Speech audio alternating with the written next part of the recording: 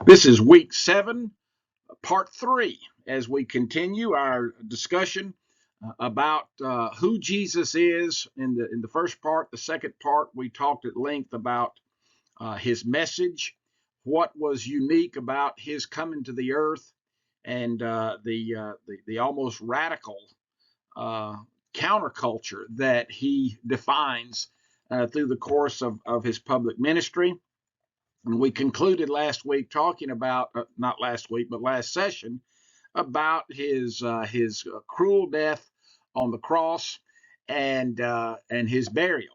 And when we ended last session, he had been buried in a borrowed tomb, and his disciples are bewildered. They're discouraged because their leader, the one in whom they had placed all their hope, is now dead and buried. And had they thought back on repeated numerous occasions through the course of his 3-year ministry, Jesus had said, I will be crucified, I'll be buried, but on the third day I will rise again. And so, reminding his original disciples and reminding us of how crucial the bodily resurrection of Jesus is to the whole Christian system. There are 4 crucial doctrines to Christianity. One is the virgin birth, which we have not talked about, but hopefully we'll be able to in Worldview 2.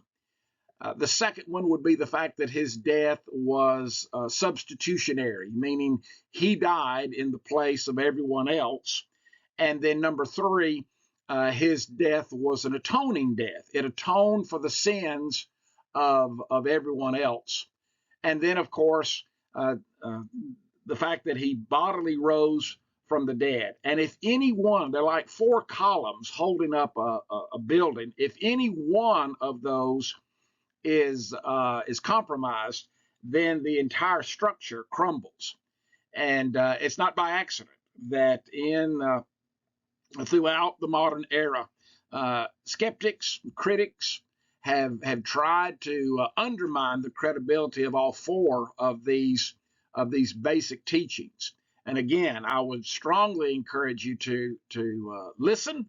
You don't have to watch it, but you can listen to it. Maybe going down traveling around the YouTube video with Sean McDowell and Lee Strobel on the evidences that they have compiled for this very thing, for the bodily resurrection of Jesus.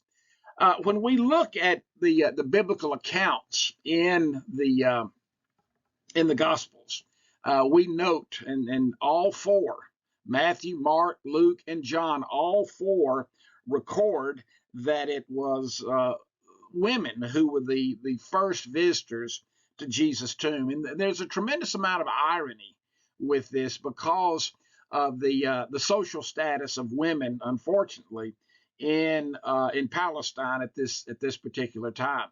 They were not considered credible witnesses in a court of law, according to the Jewish judicial system. And so it's not by accident that these women are the first to go to the tomb. In fact, you can read this account in Luke's gospel, but you can cross-reference it because of your assigned readings. You can cross-reference it in John's account as well. What's interesting about this is they go to the tomb and then they go back and report to the apostles there in Luke 24 the exact message from these angels. He's not here, but he has risen, and they go back and they report this to the apostles. And initially, the apostles are skeptical. In fact, Luke records they concluded that these were just the imaginations of some distraught and yet overexcitable women, which is really regretful in that regard, because they know what they saw and they told what they had been told to tell. Uh, Over the next 40 days, Jesus will appear to uh, any number of people. In fact, First Corinthians chapter 15, Paul tells us that during this 40-day period, Jesus will appear to more than 500 people at one time. He goes on to say there in verses 13 and 14 of 1 Corinthians 15 that if there is no resurrection of the dead, then not even Christ has been raised. And if Christ has not been raised, our preaching is useless, and so is your faith. And as I said earlier, the entire Christian faith is founded on the bodily resurrection of Jesus Christ. And yet, throughout history, and this is especially true in the modern era, some have denied that the resurrection ever happened, and they have proposed what they consider credible, logical, rationalistic alternatives to the bodily resurrection. And some of them are just, you know, ridiculous. This first one, for instance, is what's sometimes called the swoon theory, or the fact that Jesus didn't really die, he only appeared to die. And according to this, he fainted and lapsed into a coma. He was placed into a tomb alive but unconscious. And then he later regained consciousness, escaped from the tomb, and appeared to his disciples. And then later on, of course, died from his injuries suffered earlier on the cross. Well, there is absolutely no evidence for something as silly as this. But they go on. Someone thought, okay, well, maybe someone stole the body. In fact, in Matthew's account, Matthew 28, this was what the Jewish leaders were giving the Roman soldiers, the guards who guarded the tomb. The high priest paid these Roman soldiers to say, this is what happened. While we were asleep, some of his disciples came in and stole the body. Well, no Roman soldier would have openly admitted to being asleep on guard duty, because if in the process of doing that anything was compromised, a Roman soldier could pay for that with his life. And the other aspect of that is all of his disciples were in hiding at this time. Why would they all of a sudden, collect the courage to go in and sneak past a Roman guard and Roman guards and steal a dead body? Another ridiculous explanation is the fact that, well, the women just went to the wrong tomb. They went to what they thought was Jesus' tomb, but it was undoubtedly somebody else's, and it was currently vacant at the time. Well, then how do you explain the angels appearing to them, the angels being both inside and outside of the tomb? And the women reported this to the disciples. Then okay, so the disciples went to the wrong tomb. And so then they just began preaching that Jesus had risen from the dead. Well, a fourth one is that these were legends that were just created by the church, and these dramatic visions and dreams led the disciples to concoct what came to be known as the resurrection story. This view says that the New Testament accounts of the resurrection are really unreliable and cannot be trusted. Well, the issue with that one is if any of these were true, with the exception of the first one, then 50 days later, on the day of Pentecost in Acts chapter 2, when Peter stands up and proclaims the reality that Jesus has been raised from the dead, all the unbelieving people would have had to have done would have been to have produced the dead body of Jesus. All the Jewish leaders would have had to have done would have been to just thrown it out there and said, everything they're telling you is a lie because here's his body. But they didn't do it. Why? Because he in fact had been raised from the dead. And this is the central question. Did Jesus really rise from the dead? This is this is a question of history. This is not a scientific issue. Scientists use lab experiments to test conclusions, but historians must test their theories to see how they match up with the evidence. And the bottom line is the evidence uh, matches up with the biblical accounts. Here's what we do. Here's what we know. First of all, we know that Jesus really died. That's without argument, even among skeptics. And the Gospels record that Jesus had endured a very brutal beating. He had 6 hours of agonizing time on the cross. They thrust a spear through his side that caused the loss of fluid and blood. They wrapped his body in grave clothes and they sealed it in a tomb. And it takes a great deal more faith to believe that Jesus didn't die than to believe that he did, because these Romans knew how to execute. They knew how to kill somebody. They were experts in this. So Jesus really did die. Secondly, he was buried. Joseph of Arimathea and Nicodemus took charge of his body, and they saw to it that he was buried according to Jewish custom and Jewish culture. And the early Christians simply would not have invented a story when you have two prominent members like Joseph and Nicodemus, who were members of the Jewish Sanhedrin, by the way, and they would have not have concocted some kind of farcical story in light of that. Besides, Mark indicates in his gospel that Jesus' closest followers ran away at his arrest. Why would anyone who has the freedom to make up a story make up the fact that their top leaders look so bad? That makes no sense. So we know that he was dead, we know that he was buried, and we know that the tomb was empty. And one objection, as I mentioned a while ago, is that Jesus' body was stolen. Well, there are some reasons, however, why the disciples would not have done that. And they, even though they initially doubted the first reports of Jesus' resurrection, they came to believe because he made all of these appearances. They saw him. But there are other evidences of the resurrection, and that would be the presence of living witnesses. Would that would have countered any kind of legend that the disciples might have concocted.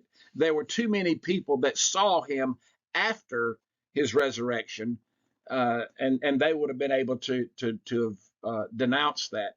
And it's unlikely, I think, that so many people in so many different places could compare notes and it would be the same thing. His appearances to the women, his appearances to his apostles, his appearance to two in Luke 24 on the road from Jerusalem to Emmaus. All of these accounts matched up. And then, how would you explain the rapid and long-term spread of Christianity if it was based on a myth, if it was based on something that had not happened? And the disciples' lives had been transformed from discouraged, weak, and ineffective to unbelievably bold witnesses. And we see this established in Acts chapter 1, and it's perpetuated throughout the book of Acts. And this is also why, because Jesus was resurrected on a Sunday morning, this is also why the disciples began observing the first day of the week as a day of worship. It coincides with the day of his resurrection. Well, after the resurrection, Jesus appears to so many people over that 40 day time frame. And on one occasion, he appears to some women in Jerusalem and instructs them to tell his disciples, of course, without Judas, to meet him in Galilee. And so they do that. And Jesus then meets with them on a mountain.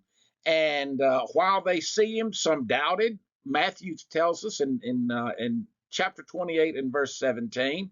But Jesus then gives his disciples their marching orders for worldwide evangelism, a worldwide mission, if you will.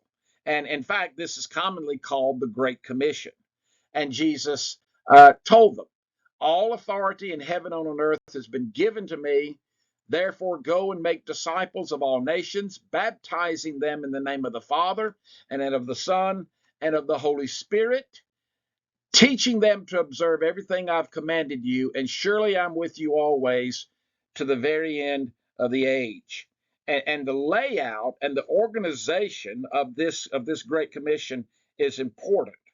And let me just run through these very quickly, because we'll have opportunity in our final session next week to revisit this. But notice the command giver. Jesus is the supreme authority. He says all authority. Just think about that. All authority, and in fact, the wording continues.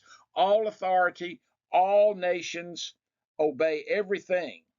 And lo, I'm with you always. And because of this, Jesus has the right to tell people what to do. And he sends his followers out to the nations, not on some military, political conquest, but no, just simply share the good news. And this reiterates the very thing that Jesus had said for 3 years, and that is that he was a different kind of Messiah than they were expecting. So, he is well qualified. And a lot of times people resist this idea of following Jesus. Well, okay, you have the right to do that.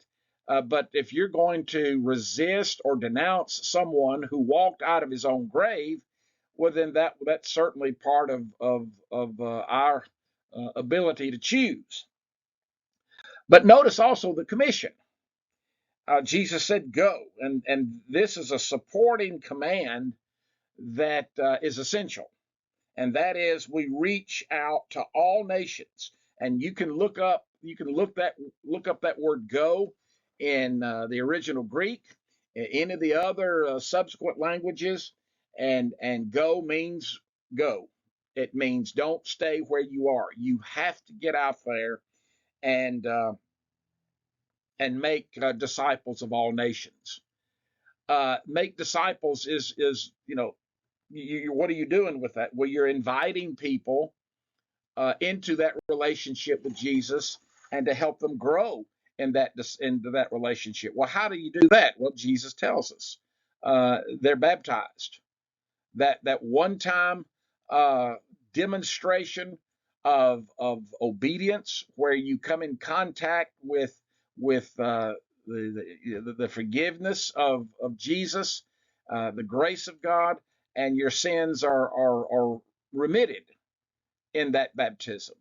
And then there's the follow-up, teaching, the lifelong process of growing in obedience to Christ. These are all critical components of the a biblical worldview. A biblical worldview is poured through the filter of the commission and the directives that Jesus is giving here. And then Jesus says, "I'll be with you uh, always, uh, even to the end of the age." As we carry out this commission, he's going to be with us. And this promise we see begins in Acts chapter 2 on the day of Pentecost. And we're going to visit that aspect of this in our final week. But this part of the post resurrection concludes with Jesus' ascension, when he returns to heaven. Now, he has appeared, as I said, to many of his disciples, but then there comes that point to when he goes back to heaven to the Father. And this brings a conclusion to Jesus' earthly ministry, but it expands his heavenly ministry. It opens the way for that heavenly ministry to begin. And Jesus has now been exalted to the right hand of God as both Lord and Christ. 1 Corinthians 15 tells us. And he, we'll look at this, in our final week as well, that something very interesting happens as Jesus ascends into heaven. 50 days later, less than that, probably 10 days later, the Spirit descends. And we see that recorded in the book of Acts with the establishment of the church. And this is part of the equipping of the church, even into the modern era, that the church has been equipped for the purpose of ministry. And Jesus now intercedes for us, as the Hebrew writer says, as our faithful high priest. And he's gone to prepare a place for us. You've read that in John's account in John chapter 14. So all of these things are a reality because of the resurrection. The resurrection announces to the earth that Jesus is the Son of God. And that's so crucial. The resurrection also deals a fatal blow to the problem of sin and death. It conquers both of those. And then the resurrection of Jesus points forward to the resurrection of all who follow him, and that will be us. And the Great Commission, of course, is the fulfillment of God's promise to Abraham all the way back in Genesis chapter 12. And it's interesting how we have basically, over the course of the last 7 weeks, how we have come full circle. We started in the second week with this promise that God made to Abraham, that through Abraham all nations of the earth would be blessed, and we see that become a reality and a fulfillment in the coming of Jesus through his death, his burial, and through his resurrection. So what do we take from that? Well, we take from that our faith is more than just wishful thinking. Hope in this regard doesn't mean I hope it's true. Hope is a reality because of the evidence that exists to support the fact that Jesus is everything he claims to be. Our future is more than just going to heaven when we die. That in and of itself would be enough, but it encompasses more than that. And it has to do with that relationship being realized to its fullest extent. And as one writer put, the great Christian hope is not being raptured out when we die. It is a bodily resurrection from the dead and life in God's new creation. And our mission is to follow Christ ourselves, to invite others to follow him, and to help one another obey Jesus' teachings. And that will be our final discussion in week 8, when we talk at length about this whole concept of salvation, a salvation that will ultimately place us in heaven, where the resurrected Christ is at this very moment.